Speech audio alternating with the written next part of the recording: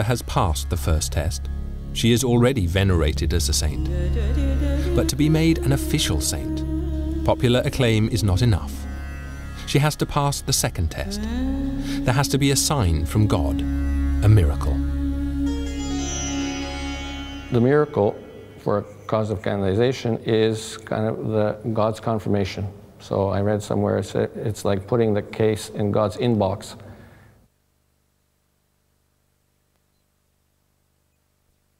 Inside tomorrow's Daily Express, every reader gets a free chance to win Saturday's Lotto. Scratch off your 6 numbers and wait for Saturday's Lotto draw. Match the winning numbers and you could win millions. Plus, there's a total of £100,000 to be won next week. Game cards in tomorrow's Daily Express. Express delivery. Fireplace inspiration? Shop online at DIY.com to mix and match fires, halves and surrounds to create the perfect look. Affordable style from B&Q. Norwich Union Direct. I've got a 3-bedroom semi and I want you to quote me happy. Yes! You have quoted me happy. Wasp. Gone now. Let Norwich Union Direct Home Insurance put a smile on your face. Call 0800 888 777 and let us quote you happy. Try new Multifruit Actimel every morning for 2 weeks and see if you feel the difference.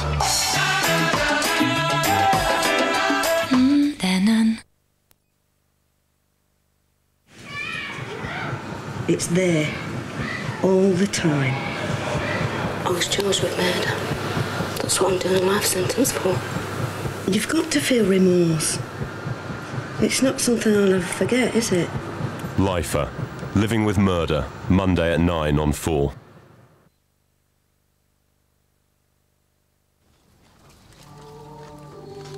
Once you have passed the first test and the faithful believe in you, next comes the second test.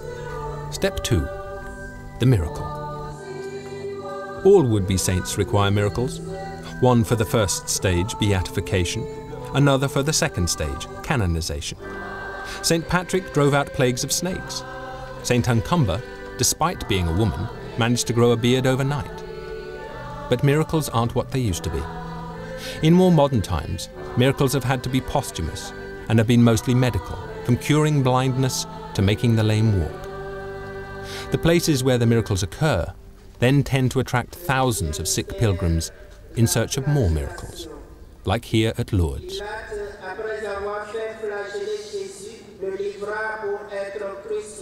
I think the point about miracles is it's completely logical for Catholics, and therefore for the Pope as the head of the Catholic Church, to insist that saints have to perform 2 miracles to prove that they're in heaven, to prove there's an afterlife, to prove that God exists. It's all very circular.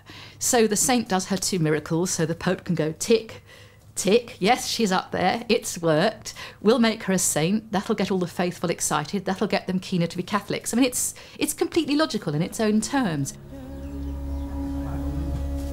What were the miracles attributed to Mother Teresa? One involving the Hindu peasant woman Monica Bezra has become world famous. But others have also been reported, such as the lesser-known miracle on an Englishman named Norman Ims. Norman was referred to 2 or 3 eminent psychiatrists in the Northeast, and of course they made diagnoses like schizophrenia, manic depressive psychosis, sociopath, personality disorder. Unlike many other patients who have one form of illness, he had them all. The antipsychotic drugs weren't working, and the flare-ups were so frequent. The paranoia was so bad. I heard the voices. I had the visual hallucinations. I had, glossopharyngeal, the taste, the smell, and I would feel that the doctor was against me, so I would race down to Dr. Chandy and shout at him 3 or 4 times a day at his surgery. Yes, he was a scary patient. My staff used to dread when he used to come.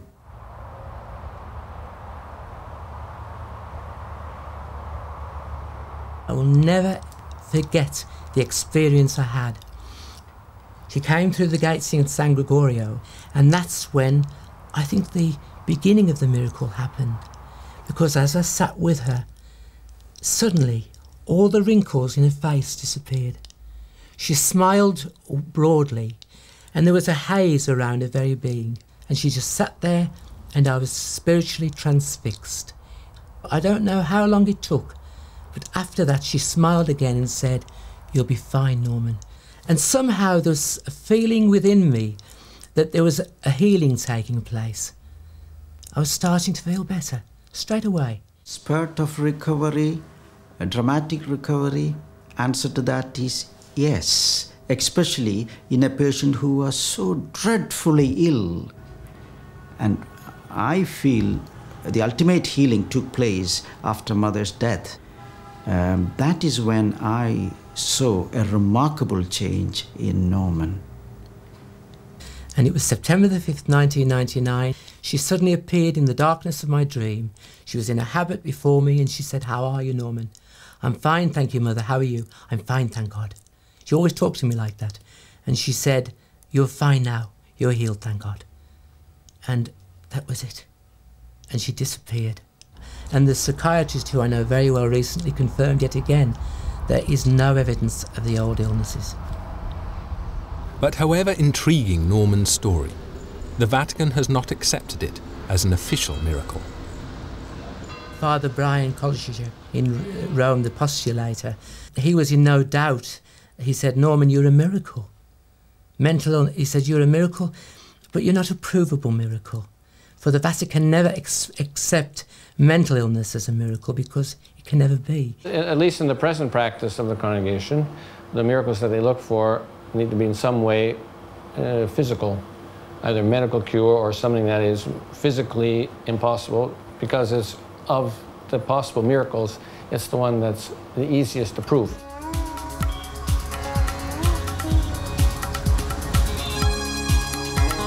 But then along came a miracle that the Vatican was much happier with.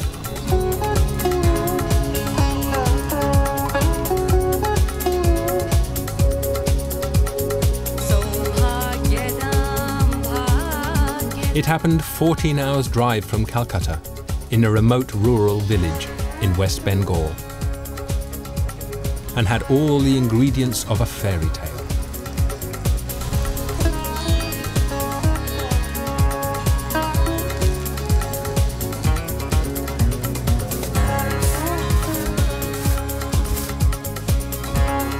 Monica Bezra, mother of 5 children, made a dramatic recovery from almost certain death.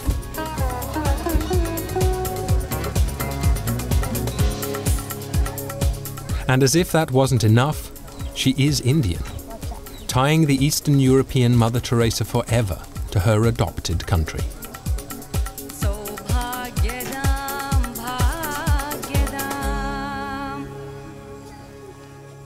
Monica's part in the story began in 1997, when she first fell seriously ill.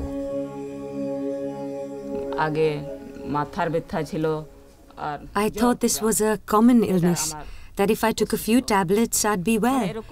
I spent a lot of money on medicines, but they didn't help. By May of '98, she was spending so much that they had to mortgage all their land to pay for a succession of doctors and medicines. The medicines did not work at all. I used to vomit them out immediately. There was no relief. The medicines did not stay in my stomach. Even when I wasn't being sick, there was no improvement. The pain was constantly there. As a last resort, Monica ended up being taken to a Mother Teresa's Missionaries of Charity house near her village, where she was looked after by Sister Bartholomea. She was very sick. They have finished all the money, all the hope they lost, because completely she was only skin and bones she left. It was obvious Monica was dying. I have a number of children. My illness was not getting any better. No medicine was curing me. I didn't know whether I'd live or die. What will happen to them? That was my worry. As Monica declined, the sisters, in addition to nursing Monica and praying for her, continued to seek professional medical help. One of the last hospitals she was taken to was Balaghat District Hospital. Here she was seen by Dr. Tarun Biswas. I concluded by examination Monica Besra that she was suffering from tubercular meningitis.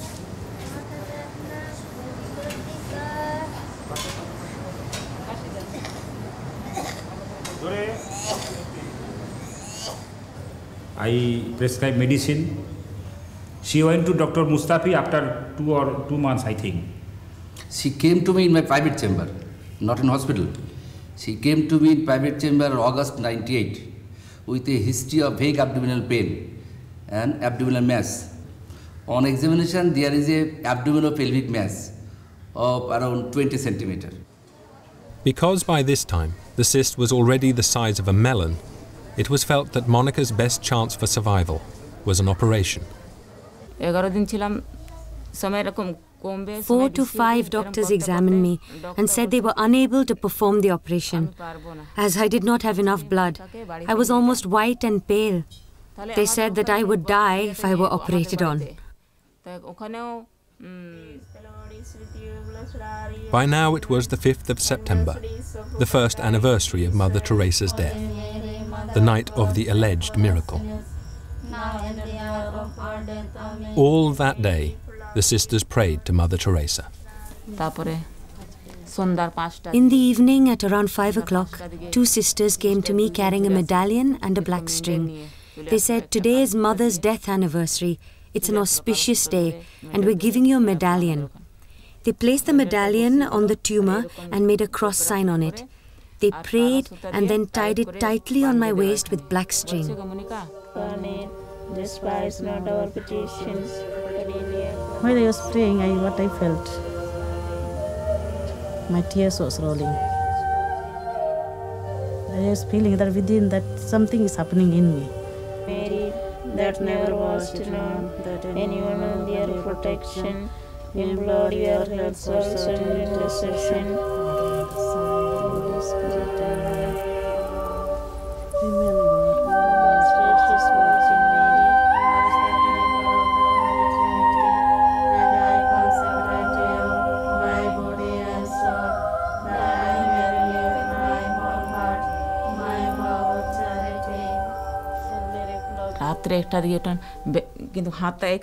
I used to sleep with one hand on my tumor, but when I woke up, I felt very light.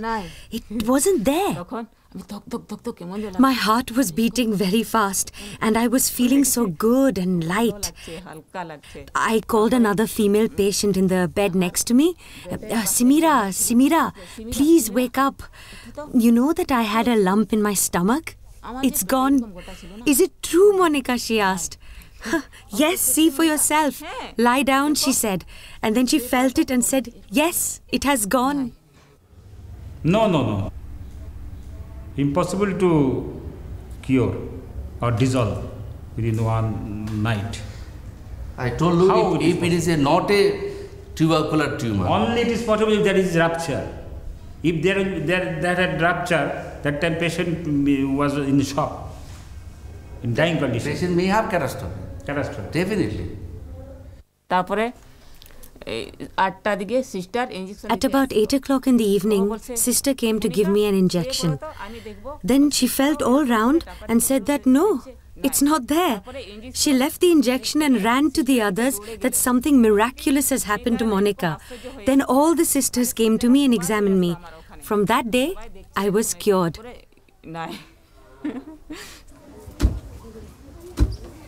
If Monica is telling the truth, then her case is unexplainable and a candidate miracle.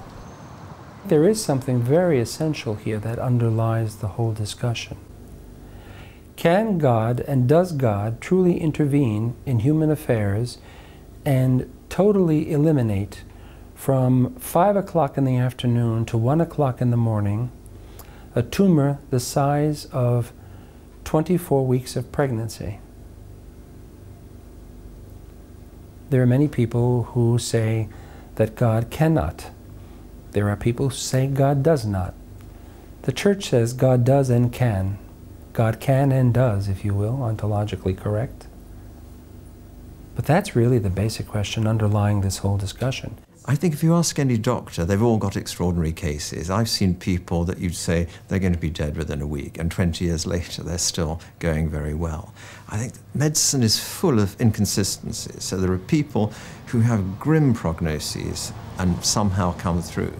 The surprising thing reading through the documents is not that she had TB, but the speed at which she recovered. And in a sense, that is the miracle. It's not the fact that she's alive 10 years later, or 5 years later in this case, but the speed of the recovery is sort of unexpected. Whether it's a miracle, that's the fine line. I would say it's possible that it could be a miracle, but it's also possible that it was just natural events that took place.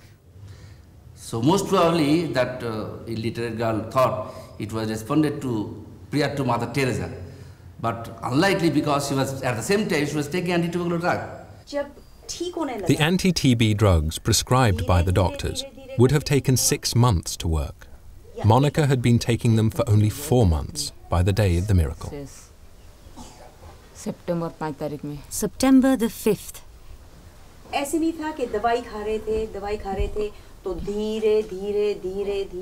We repeatedly asked Monica if it was because of the medicines that she got better, and if she recovered gradually.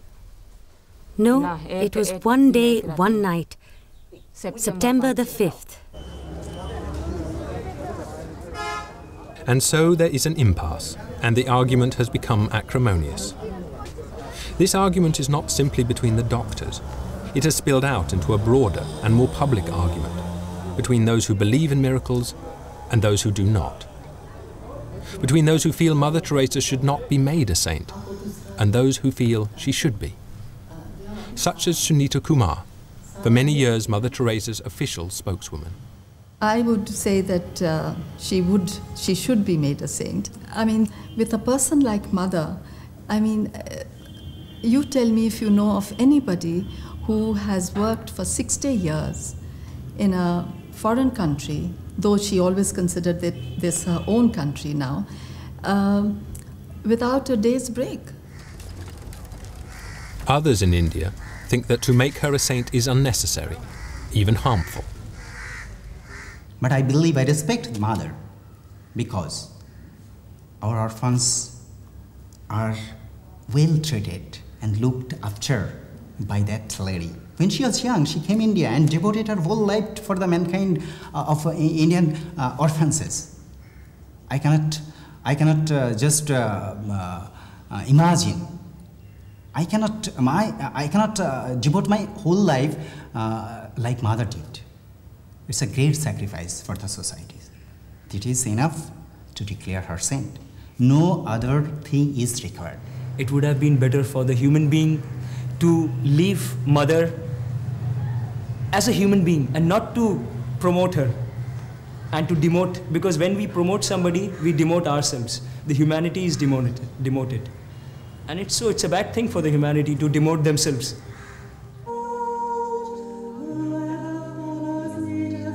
Saints and their miracles may puzzle or even outrage non-believers, but for Catholics, there is a fundamental logic. The Church is correct in requiring miracles, because otherwise any old person could be put forward to be canonized.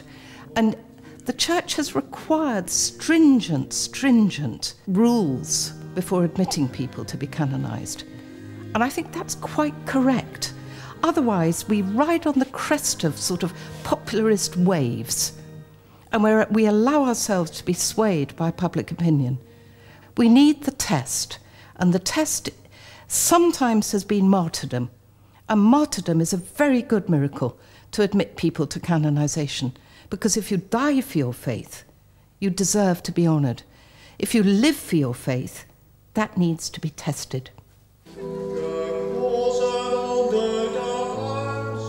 What the whole process of miracles is allowing is for God to be part of the process. So the Church isn't simply part of a bureaucratic scrutiny process whereby you go through a whole series of hoops, people judge you and you become a saint. It's actually saying God was part of this. And that absolutely has to be the key to it all. So although I have a lot of problems with the miracle system, I can't quite see how you reform it without taking the God element out of it. And if you take the God element out of it, I think you take the power out of it. Because, of course, the power of all these saints, I think the one thing that Pope John Paul absolutely understands, and I think he understands the Catholic mentality very well in lots of ways, is the power of the symbol, the power that this person was touched by God, was favoured by God.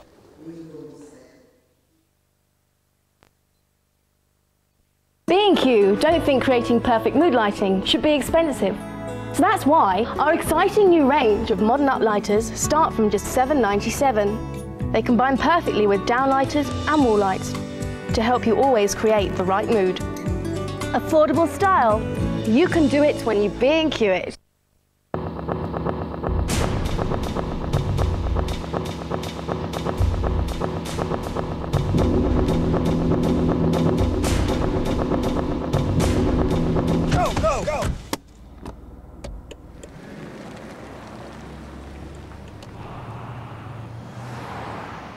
What's going on? Hurry up! Let's go, come on! What the hell's it doing? Extra lows at B&Q means low prices on all premium Aqualock laminate just got lower. Save over £5 a pack. Extra lows, our low prices just got lower. We live in a civilised country and ordinary people do give it a chance. And if you mess up, then obviously it's down to you. I phoned the police. They said I've just killed somebody. It never completely goes away. Lifer, Living with Murder, Monday at 9 on 4.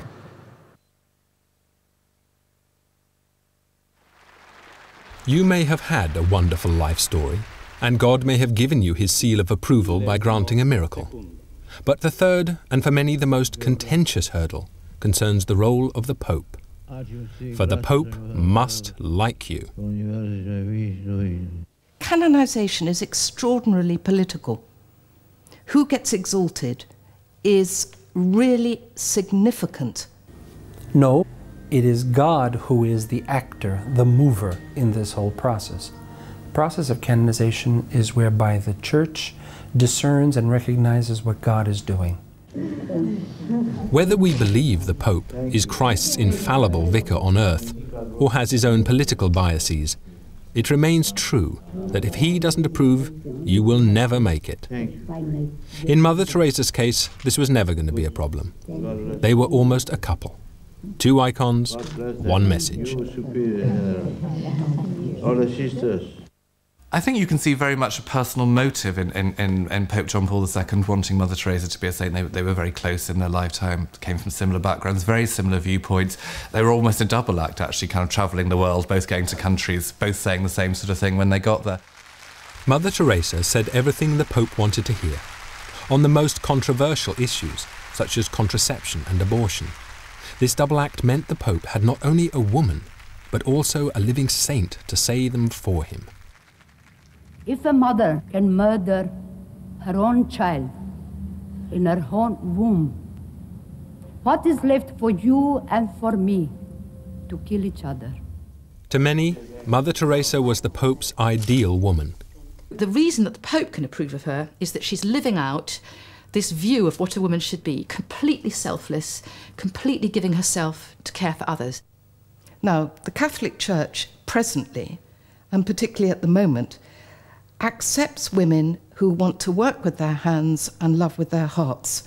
It has much greater problem with women who are intelligent and want to work with their heads. The Church has a real struggle with intelligent women at the moment, and maybe she was colluding with a view of women that said it was fine for them only to have a bucket and a sari and not a book. The Polish Pope and the Albanian nun were bound together by more than just their views on women. A shared background in Eastern Europe meant they were both prone to see the world in terms of the forces of good and evil, views which may have coloured their faith.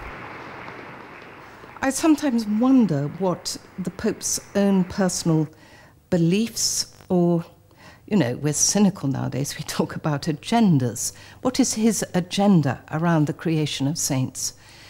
Is he trying to raise up certain people because they represent views he endorses? And is he putting down other people because they don't? Pope John Paul II, I think, has seen saint-making as a way of pushing his own agenda for the Church.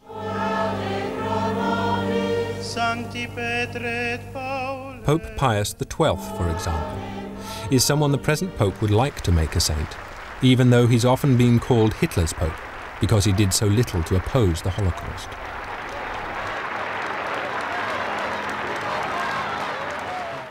And Monsignor Escrivá, the founder of the ultra-conservative Catholic organization Opus Dei, was rushed through canonization.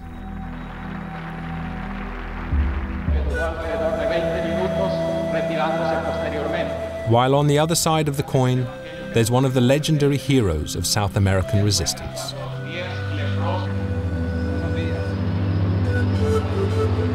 Classic example that's always quoted is Oscar Romero, the murdered Archbishop of San Salvador. He was murdered at the altar. He stood up for his people in the face of a military dictatorship, in the face of the United States.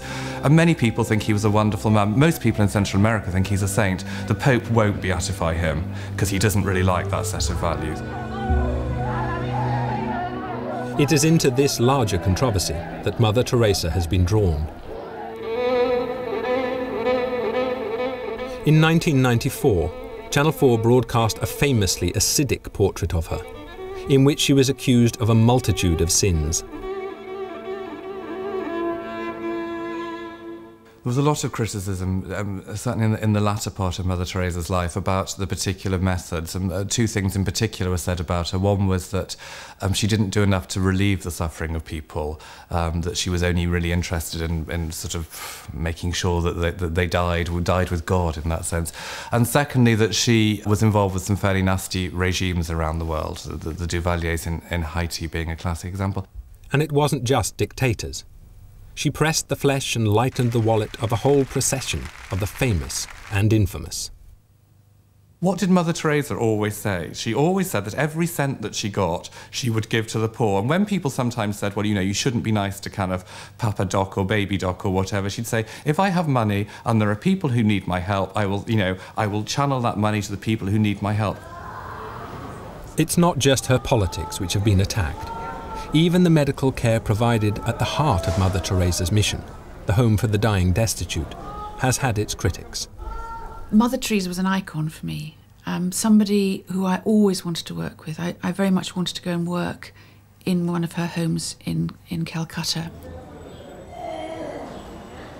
I decided to go and see Mother Teresa and the Home for the Dying. And I have to say that sadly I was appalled by what I saw and what I heard. I saw people in pain and I heard people in pain. I was shocked because even by that time I was aware that things were being done in other parts of India and that it was possible to get patients to be pain-free and to make them comfortable. That was over 5 years ago, when Mother Teresa was still in charge. Today, the House for the Dying Destitute remains a disturbing place. A place of great suffering and of great compassion. But the medical care does seem to be changing, with doctors now using more modern medicines and pain relief. But for Mother Teresa's supporters, the criticisms on both medical and political grounds, while they may be true, miss the point of what she was really concerned with. I think in both cases it's completely to misunderstand what she was about. I think what Mother Teresa was concerned with was showing God's mercy to people, showing God's compassion to people. She wasn't about overthrowing bad regimes. She wasn't about changing the world. She was simply about ministering to the poor and preparing them for life thereafter. Mother Teresa was convinced that the heart of her work was to touch people's souls, not to mend their bodies. Our whole attitude is different. You see, it is not a social work because it is really the worship of God. When we go to the poor, it is Jesus in that disguise. the children, the dying, the beggars, all these, the sick, these are Jesus in the disguise of these our suffering brothers and sisters. A point Mother Teresa herself always stressed. Despite the criticisms, none of the controversies have dented her reputation. In the end, perhaps Mother Teresa is the perfect saint. Her story is inspiring and heroic. Her fairy tale miracle has been approved by the Vatican. And the Pope has always loved her. So she has passed the 3 tests. But all of this begs a more fundamental question. Why in the 21st century have saints at all?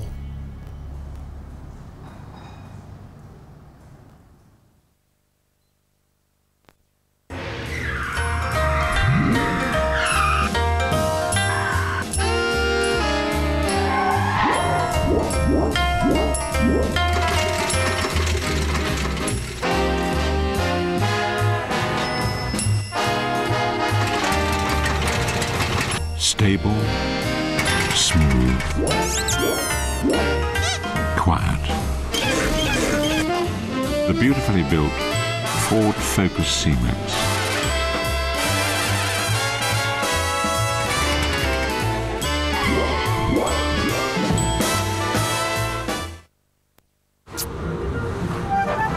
If you're already using Optimax unleaded, you'll know the difference it can make. The extra power to respond safely just when you need it. But then what else would you expect from the only fuel developed with Ferrari? You swear blind somebody's looking at you, like, you know? It's always there, like. Why don't you kill me, she said. I said, don't be silly now. I want to be free, really. Lifer. Living with Murder, Monday at 9 on 4.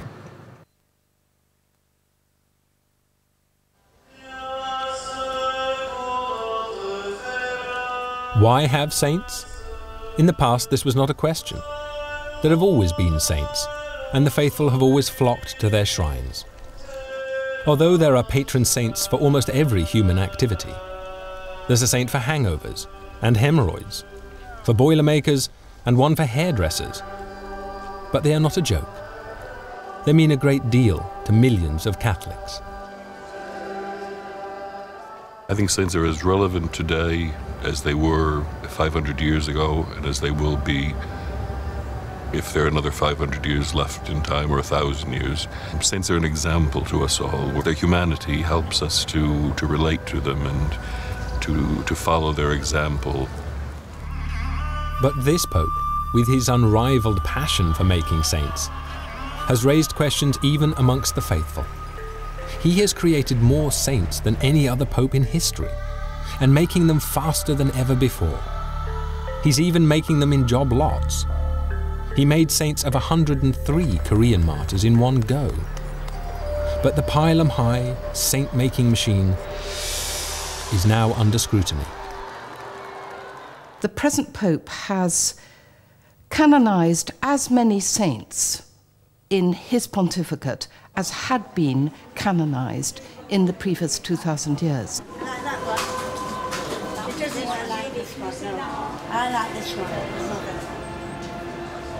Now, I'm troubled by this, to be honest, because you cannot know so many people. They cannot be part of your imagination and your theatrical language for being in touch with the Catholic tradition. It's sometimes said that by canonizing and beatifying so many people, that somehow you're trivializing that whole idea of the saint as the role model, the saint as someone unique and very special. Whatever the dangers of making so many new saints, there is, as always, a Catholic logic to it. You see, the previous corpus of saints, the previous body of saints, was so deeply Western European. And you could argue that, of course, we need more saints, and they need to come from all over the world. But you can see the argument that he's trying to make people saints who are folk heroes in that region. He's obviously been the great travelling pope, you know, the pope of the jet age or whatever. He feels, in the same way as I think the rest of us would feel if we went to someone's house for dinner, that we'd have to take a box of chocolates, that he has to take a saint with him, and it has to be a local saint, saying, you know, we may be in Rome, we may be a universal church, but we appreciate the virtues of the local church. So he goes off to Africa, and again, you have this sense that somewhere in the Congregation for the Causes of Saints, they have a drawer marked kind of Ivory Coast, and they're suddenly flipping through their drawer thinking, well, who on earth can we have? Whether or not this is the Vatican's strategy, it is clearly working. The number of Catholics in the Third World is growing apace. So one answer to why we still have saints in the 21st century is political. The Vatican recognizes saints are a powerful weapon in the battle for souls. Saints are a battering ram towards other people to reach out to them. Saints, by their living in the world, speak to people. People can identify with them.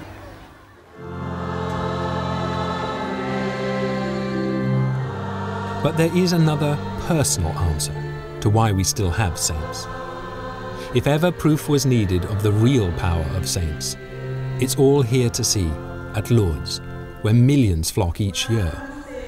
But what is it exactly that the faithful manage to find here?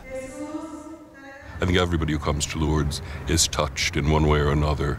We're all wounded in some way, whether it's we're physically ill, or whether we're spiritually ill or emotionally ill. Everyone comes to Lourdes and takes something away with them. And there is room for the power of faith, even at the cutting edge of modern medicine.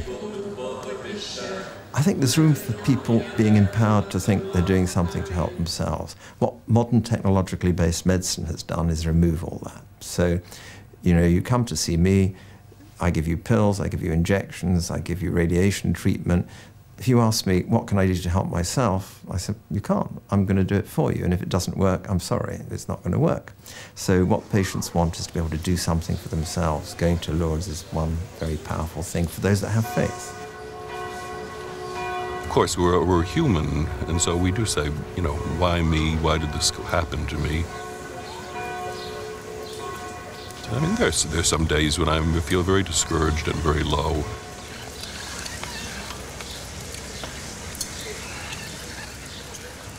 Well, it would be a wonderful thing if a physical miracle took place, if I could get out of my chair and walk away tomorrow, but I don't expect it. I don't come looking for that. I come looking for the peace and the contentment and the ability to accept what God has planned for me and to just try and follow His will.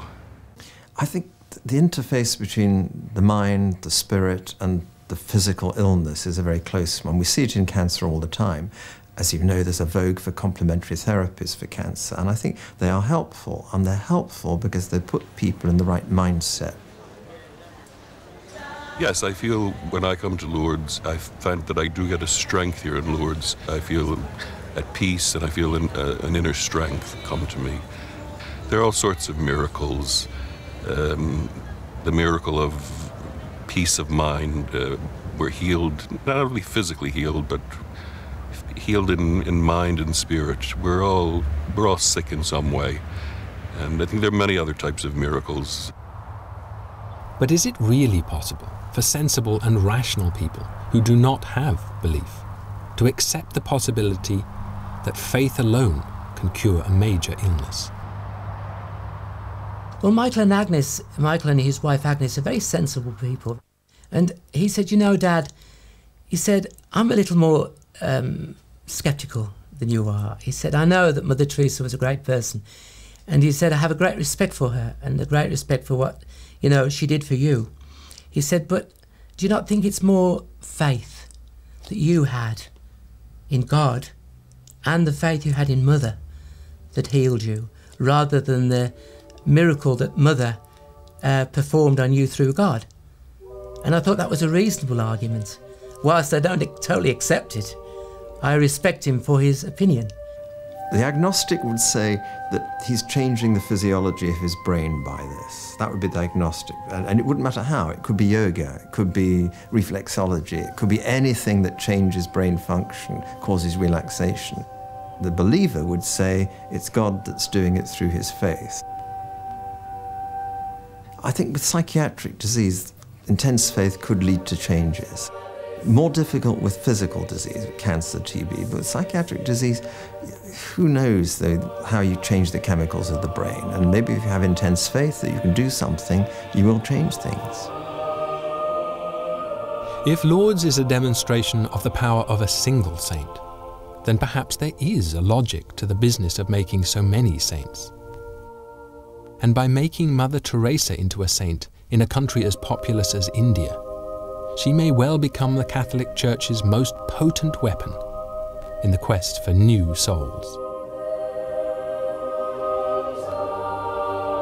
Is in the game and I still can't tell what it is. Good on you. Is in the game and I still can't tell what it is. Good on you, mate. Rolf Harris at the Royal Albert Hall, Saturday at 9 on BBC One.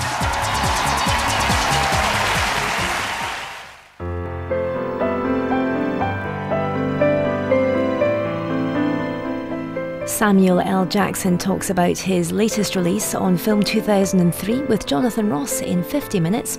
Before that, on BBC One, here's Michael Burke. I'm on my way to meet the actress Pamela Anderson. She wants to talk about God, which is something of a surprise. But she's only one of a growing number of famous names who claim some sort of divine intervention in their lives. Even the woman who's been called the sex queen of tacky TV. It's fascinating, really, because you'd have thought the world of religion and the world of show business have totally different values. One is about the quest for a meaning to life and a personal God. The other's much more likely to be about the search for a hit movie and a personal trainer. Yet some stars claim that God wants them in both worlds. I want to know how that works, and if the hand of God is a help, or perhaps more often, a hindrance. See a badge. There's been hard times and good times, and I've had my religion to get me through. I flew the flag. I'm a Christian, and I got roundly dumped on. I did a film with Jennifer Lopez, and I said, yeah, I think it's important that we both keep certain parts of our bodies with clothes on. Okay, applause in 5. To be a soul singer, you have to have faith in God. You know, you have to. Did you never stray? We've all made mistakes. Being in love with more than one woman at one time, having an affair with more than one woman at one time. If I was a Christian 2,000 years ago, I would have to deal with a lion ripping my throat out. So whatever the task is, it's never going to be as hard as that. He wanted to walk that straight and narrow, but he just loved the music so much that he couldn't do it. Are you sanctified?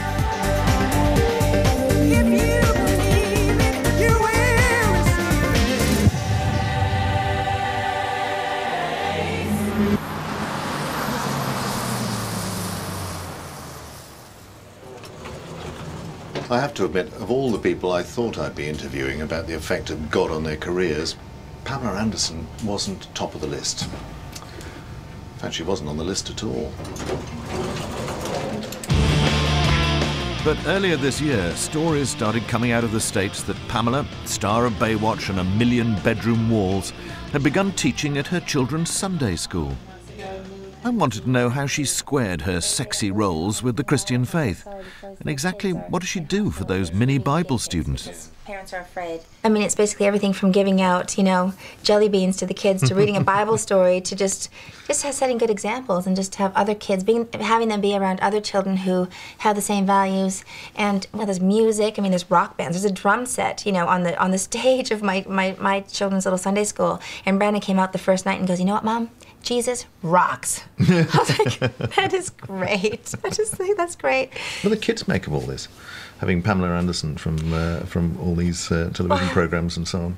They're a real fine. glamour puss in their Sunday school, not to put too fine a point on it. No, believe me, I'm not that glamorous in Sunday school. But I have fun. They know that I'm Brandon and Dylan's mother, and they're young. They don't really say too much. But I do have a funny story. My oldest son, who's 6, came up to me one day, and I was taking him to surf camp, and he came up to me and he just looked at me and he goes, "Are you Pamela Anderson?" I went, don't you ever call me that again. I'm your mummy. What about the Christian message itself? Do you think that's kind of subsidiary or all wrapped up in it? It's all into it. It's all around everything. I learn a lot when I'm in Sunday school too, because I'm in the process of reading the Bible right now, and I'm reading the Old Testament. I'm writing Genesis, and it's like, who married who, and the thing and the stuff. And I was like, geez, when does it get to the good part? But it's so interesting to me, and I've But always... you said once somewhere, I think, that it was great being a blonde because people had kind of low expectations and you could surprise them. Nothing to live up to. If you can form a full sentence, you surprise somebody, right? But what about religion? That's the sort of thing that surprises people. Do you find people are surprised when you say well, this is all you have a religious belief and faith? I think religion's very important to have in your life, and I've always believed in God. It's just that I've joined a new church, and my children are going to Sunday school, and we're going more regularly now, which I'm so happy for, because it's like a lot of times you'll sit and you'll think, God, why am I so unhappy? You start thinking to yourself, why am I so unhappy? I remember when I used to be just real happy, a real free spirit, and I was really enjoying life, and I was just, walking around with my head in the clouds and nothing, and then I think, what's missing? Something is missing, and then something will trigger it and go, oh, sorry, God, I haven't been praying, I haven't been reading. It's a terrible cliche, but Pamela Anderson's life does read like a soap opera script. Her ex-husband, Tommy Lee, was jailed in 1998 for beating her up, and their marriage ended in an acrimonious divorce. Then last year, Pamela discovered that she'd been infected with the potentially fatal illness hepatitis C, allegedly by her ex-husband. It's given me a extra little perspective, I think, change. I mean, I've never been afraid of death. Never have been afraid of death, and I feel like this is another bump in the road. But the way it came about was challenging to me. But I just don't feel like that's going to take me down. And even the people in the church that do say they're praying for me, even though I haven't asked these groups or anything to pray for me, I have people come up to me all the time and just say, I just know this isn't going to be a problem with you. I feel it. It's not going to... Is that a kind of faith too? Or yes, absolutely. There's been hard times and good times, and I've had my religion to get me through. And what my mother has always said to me is that God doesn't give you anything you can't handle. Although Pamela no longer spends the day in a tiny swimsuit or tight leathers, her latest work is as provocative as ever. Don't call me babe.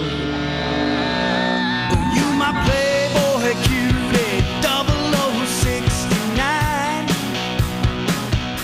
Her latest project is the cartoon series Stripperella, where Pamela provides the voice and the physique for the heroine, a private eye who's also a stripper. The thing about religion and why I find you really fascinating in this context is that religion isn't about image. It isn't about the outside of people. It's about the inside of people. Mm-hmm. And yet you in your public life are the great quintessential image of healthy female sexuality out on the beach. I mean, maybe it's being stuffy, but I suppose people might say, well, if you've got this Christian faith, then part of that Christian faith is not doing certain of the more, if you like, overtly sexy sort of stuff. I'm not killing anybody, and I'm not murdering anybody, and I'm not breaking any laws. No. But and that's kind of the price you pay. That's the cost of it.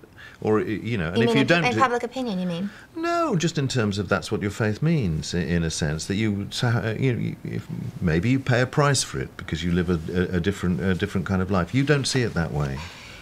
I really don't. I can imagine people feeling that way though. You're teaching Sunday school, or you read the Bible, and you're doing Stripperella, and I go, yeah, I feel like I'm everything. I'm every woman. I'm everything, and a little bit of everything isn't bad. And I said, what, Stripperella believes in God. There you go. Yeah, of course. But you don't see any contradiction between your faith and the Sunday school and all that sort of thing and Stripperella. It's entertainment, it's funny, and it's a sense of humor, and it's a self-deprecating kind of sense of humor, and I don't think there's anything wrong with it. But then again, that's my interpretation of it. Or of course I wouldn't do it. It's funny. It sparks conversation. But that's what I'm here for.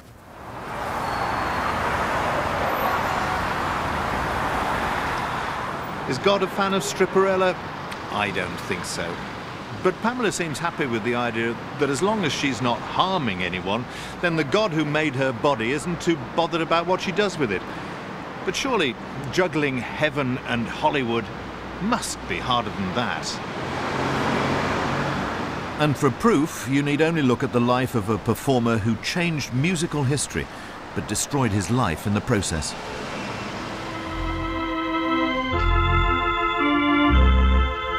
"1950s America, a safe and prosperous post-war world of apple pie, family values, and regular church attendance.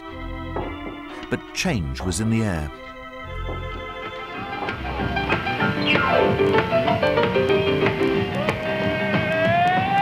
Come on over, baby. We got chicken in the barn. Who's the barn? What's the barn? My barn. Jerry Lee Lewis's extraordinary debut appearance on American television. His message may have been sex and rock and roll, but his style was copied from the preachers he'd grown up with in his home church. Oh, shake, baby. You can shake one time for me. Our preachers would slam their fist into their hands and they stomp their feet and they run across and they yell out, you know, and it was very scary. Now let's go. Shake! Shake! Buddy, shake! Oh, shake, baby! The Lewis children were brought up in a poor neighborhood of Faraday in Louisiana. Their father Elmo was a hard-drinking farmer, but their mother Mamie was a fiercely religious woman. With her sisters, she'd founded the Assembly of God Church, which dominated their lives. I don't know what you'd have to do to live by the doctrine of that church. I don't know if anybody could do it. Everything was bad. And I just remember those preachers saying that we were going to go to hell if we did this, and we're going to go to hell if we did that. And I mean, there was so much that we couldn't do. It was very scary. I remember one preacher saying, you can tell people that aren't living right because you can see the devil's tail sticking out of their house, a TV antenna.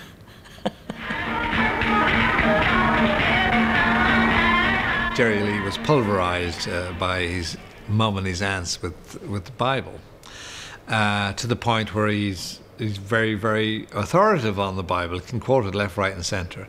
When you look into his eyes when he's speaking about God and religion, it's quite terrifying. You know, religion is supposed to be the joy of the Lord, but I mean, when it's carried to that extreme, it can be quite terrifying. Are you sanctified? Have you been saved? See, I was a good preacher. I know with my Bible. Oh, there will be peace. The pull of the church was so strong that the teenage Jerry Lee even enrolled at Bible college, hoping to become a preacher, but was soon thrown out for playing a traditional hymn in a boogie-woogie style. He had an obvious talent for music, and so in July 1956, the 21-year-old Jerry Lee travelled to Memphis to audition for the late Sam Phillips, the boss of Sun Records and the man who discovered Elvis Presley. You guys are standing on the original floor. It's original acoustical tiles on the walls. It's original acoustic baffling on the ceiling. A lot of great hits recorded here. Biggest hit ever released on the Sun record label, Jerry Lee Lewis. You shake my nerves and you rattle my brain. You match your love, drive a man insane. You broke my will, but what a thrill. Goodness gracious, great balls of fire. But the moment he'd finished recording Great Balls of Fire, Jerry Lee was filled with guilt that he was playing the devil's music. And he began arguing with the producer, Sam Phillips. Great balls of fire! Remarkably, the exchange was captured on tape. We've reconstructed the scene, but the dialogue is genuine and reveals the true extent of Jerry Lee's distress. H-E-L-L. Great God Almighty, great balls of fire. It says, make merry with the joy of God. But when it comes to worldly music, rock and roll, get out. anything like that, and brother, I mean, you got to be so pure. Now, no sin shall enter there. No sin. Or it says no sin. It don't say just a little bit. It says no sin shall enter there. Brother, not one little bit. You got to walk and talk with God to go to heaven. Now look, Jerry, I'm telling you out of my heart, and I have studied the Bible a little bit. Well, I have too. I've studied it through and through and through and through, Jerry. I know what Jerry, I'm talking about. when you think that you can't do good, Be a rock and roll exponent. You can do good, Mr. Phillips. Don't get me wrong. Wait a minute. Now, what I mean, I say do good. You can have a kind heart. I don't mean. You can help people. You can save souls. No. Yes, you'll never make it. How can the devil save souls? Devil ain't gonna save it. What are you talking about? Devil. Man, I got the devil in me. If I didn't have, I'd be a Christian. Nearly 50 years after that recording, Jerry Lee Lewis has never lost the feeling that he's disobeying his God by playing rock and roll music. That's an old rock and roll I think the punishment for the talent is that he also knows that he's a great sinner. But he'll say, it's not for you to judge me, it's God that will judge me. Tragedy and bad judgment have dogged Jerry Lee. He still tours, but lives a reclusive life.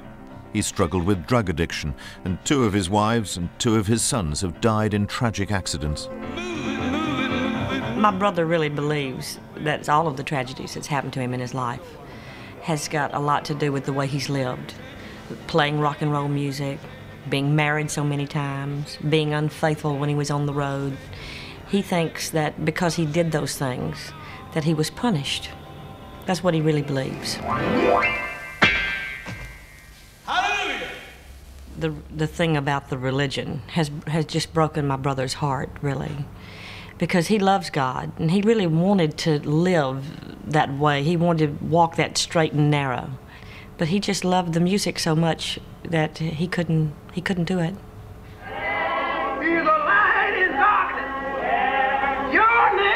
It wasn't just Jerry Lee who took what he'd learned in church onto the stage.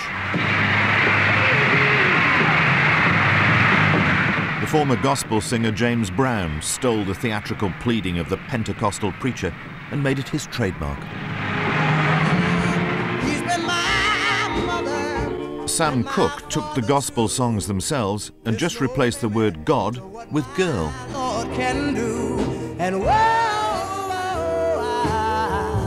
My girl, she's so lovable. Solomon Burke was a friend of Sam Cooke and James Brown, and like them was a flamboyant pioneer of soul music.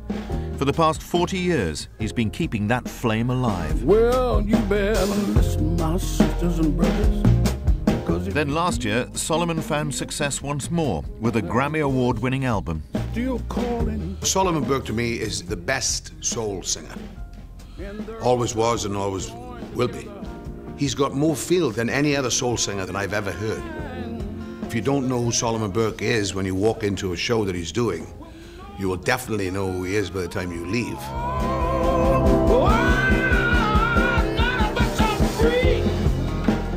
My vocal style definitely is influenced by Solomon. But he's more than a soul singer. Solomon Burke is a bishop. He was ordained on the day he was born to lead a church that was founded by his grandmother. That I present to some and introduce to others none other than our own Bishop King Solomon Burke. How does Solomon juggle the different worlds of religion and show business? And how has he managed to avoid the tempestuous and guilt-ridden life of Jerry Lee Lewis? I'm glad I wasn't lifted by the undertaker this morning. Jesus! Hey! Glory! Hallelujah! Jesus! Oh, You started preaching when you were, what, 7 years old? 7, at the age of 7. What did you preach about? God can do it. Great subject, and very simple, very easy, knowing that this is what I really knew. Did you feel, it sounds the most peculiar childhood, did you feel singled out in any way? In a sense, but... in what sense? It gave me a sense of knowing that I had a responsibility and that I had to be very careful of what I do, what I say, and how I act. And my grandmother, being such a woman of the future with great vision, would say there is going to come a time when you have to take the church to another level. so that every man, woman, boy, and girl around the world will know that God is God of all men and all women and all boys and girls. Let's change the morning. Look at your record orders. We're going to do Solomon's tunes in reverse order, so we'll be starting off with... Solomon's mission to the world began when in 1960 he signed up with the Atlantic record label, the home of rhythm and blues. I'm so happy to be here today. Once again, I'm so glad to be top of the pops.